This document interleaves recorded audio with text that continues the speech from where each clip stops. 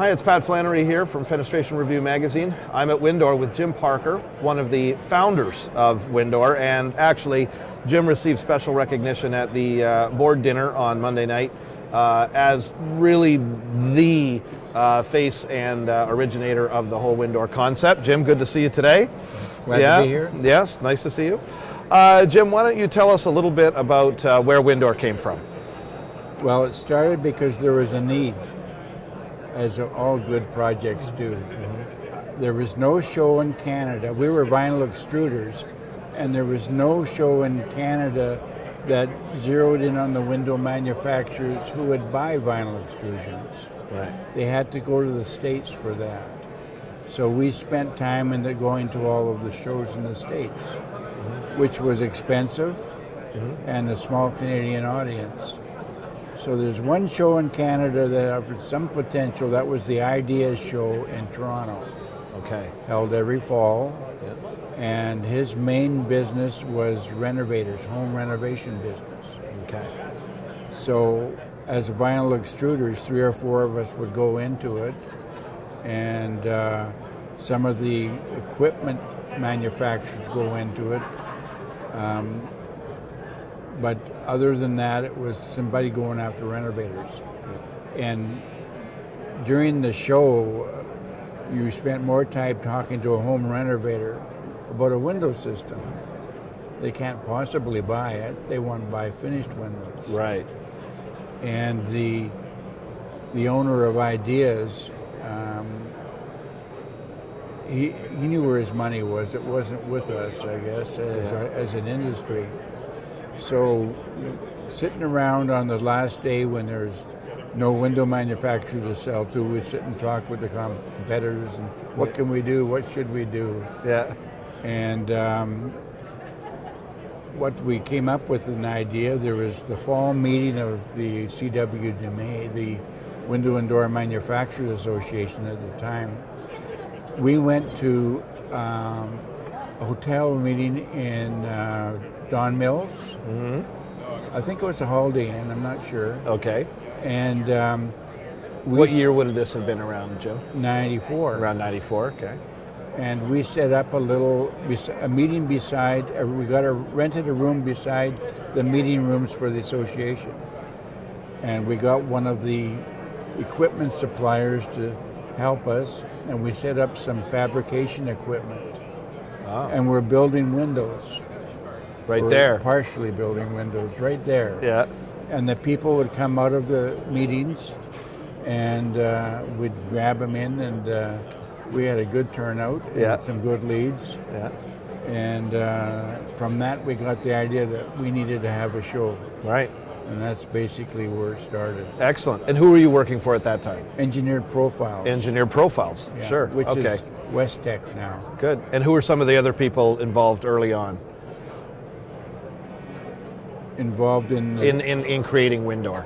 Okay. It wasn't the show. It wasn't Fenestration Canada initially, right? It was before that. Right. CWDMA. CWDMA. Right.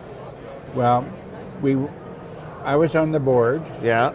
Ray Olette was the president. Right. Novatech. And I talked to him. Ray Olette with Novatech. Yeah. I talked to him and said, "Do you think this is a good idea?" Yeah. And he said, "Okay, bring it to the board at our summer meeting, which is early June," and presented it to the board, and they, let's try that. And that was June. We wanted to do it a year and a half later in November. Okay. And the board basically said, "Why don't we do it this year?" And I'd never run a trade show. I worked on committees on it. But anyway, they went to the general meeting and got approval on it, but let's do it this year. So we went back to Shield. Yeah. Can we do it? Yeah. And of course, Harold, the father. Yes. Yeah, no problem. Yeah. Well, that left Patrick with the work. So we got 31 exhibitors. We actually made a profit. Great. And it was popular. Good. So we built from there. The exhibitors were happy enough to go back and do it again, And we had 5 exhibitors for 20 years in a row. that's right, that have been there every and single we have year. 2 at 19 years Yeah, and some at 17, 16. yeah. So they've been pretty loyal. That's still pretty. Yeah, that's pretty good loyalty for a trade show. Yeah. So, what do you think the big changes have been in the industry in that time, Jim? Amalgamations, Okay. buyouts. Yeah. You Yeah. just look at some of like Amesbury buying Truth, Right. Novatech and Reserve. Yeah. We used to have 2 booths, now we got 1. Mm-hmm. Mm-hmm. And in some of the other ones, there's even more companies involved in it. Yeah. So that's what we see as a change. Yeah. Fewer and fewer small guys, and more and more companies getting larger and larger. Right. Yeah. And the web has really changed it for the equipment guys. Right. Because it's very expensive for equipment guys to bring in machines to a place like this. Just the freight alone and handling. So they now have good videos of how the equipment works. Right. So they'll have a little booth here Yeah. and videos, I'll show you a video. and so they don't need as much. So Yeah. But the education program is really, That's it's still changed. very attractive. it was nothing back in those days. CWMD would have one seminar, a guest speaker talk about economy or something. That was about it. So now that part of the industry has changed dramatically, and the scary part for the window manufacturers, the small guys, is the cost of testing Yeah. and labeling. And that's why they come here. They don't come to get, as we would know, educated. They come out of desperation. It's going to cost us $100,000? Yeah. That Yeah. kind of fear. Yeah.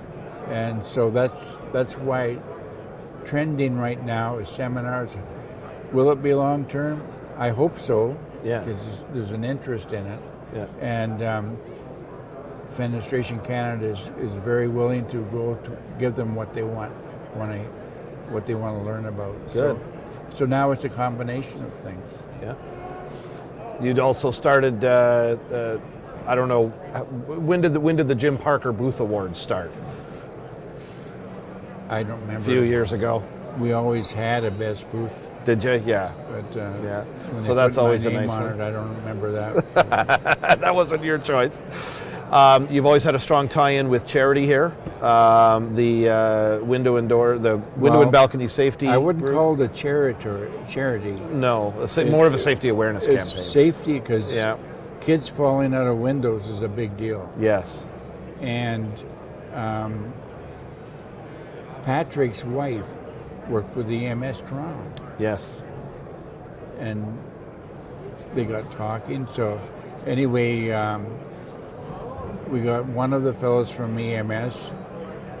We originally got them here for 2 reasons, because if we didn't have them, we'd have to hire nursing. Okay. Shouldn't say that like exactly, but that was a benefit, right? Yeah. You had EMS here. And EMS came with their safety stuff and Okay. all of that. And in talking to Dean Shattuck of EMS, who's still with them, he got talking about the screens and people falling out.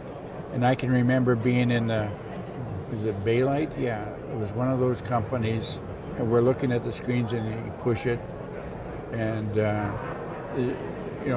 the idea is you don't push the screen, but how you tell a 4-year-old that. Yeah. Right. And that was before they had sash limiters and stuff like that. Yeah. Anyway, we got it, with his help, we got it motivated.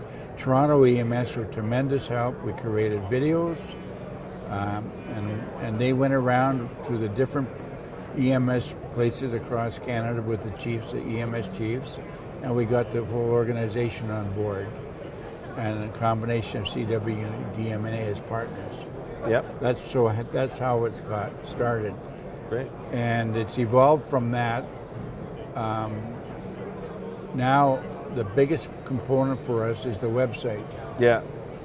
We're changing times. Yeah. right? Changing times. Yeah. And on that, we have for the parents, they can find all the things to be safe about. We have coloring pages that kids can color about safety. Mm-hmm. Got Good. a picture of a window and a little child falling out, Ooh, yeah. and a danger sign across it that they can write color in red. Okay, that kind yep. of stuff. Yeah, that's good. Because most of the injuries are under 6, Yeah, I would think. right? So that's what has evolved. EMS has changed over those years, and what worked. They don't have the finances or the time now to go out into a shopping center, for example, Okay. and hand out safety brochures and stuff. Right, they used to do a lot of that. They used to do a lot of that. Yeah. So got to go with the times. So the web Yeah. has taken over from that. We've hooked up with, by sad circumstances, with 2 former EMS Toronto employees. Right. They went The walk it off. Yes. They went south on holiday, and I don't know exact story, but he did some diving and he came out as a cripple. Yes. Totally couldn't walk, couldn't even move. Yeah. And so, in her determination, she tried to find equipment to help him. And what she's done now is formed an organization which just does that. She's working full-time doing that. Yeah.